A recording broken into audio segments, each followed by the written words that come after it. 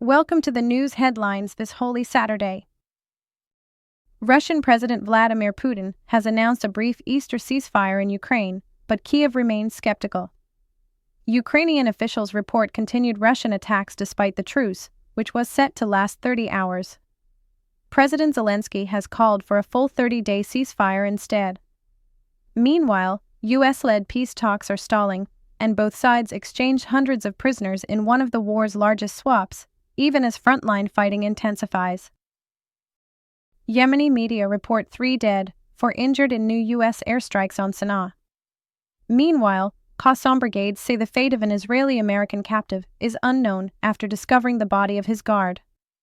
World Food Program issues an urgent warning that Gaza needs food now, as hundreds of thousands of people are at risk of hunger.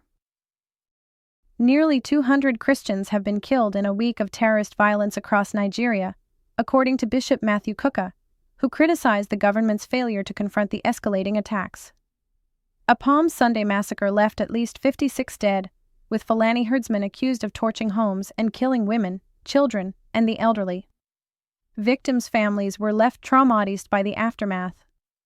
Bishop Kuka described the violence as a tributary of blood flowing unchecked across the plateau.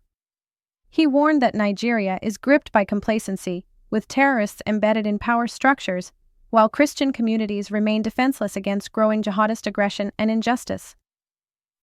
During the Easter Vigil at St. Peter's Basilica, Cardinal Re delivered Pope Francis' homily, emphasizing that the light of the resurrection guides us through life's darkness. The Pope, recovering from illness, visited briefly to pray and greet the faithful.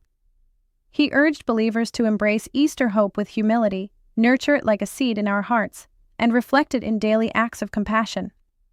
The resurrection, he said, brings a quiet light into a broken world, offering new beginnings, overcoming evil, and calling us to become messengers of hope for the suffering, the forgotten, and those still walking in darkness.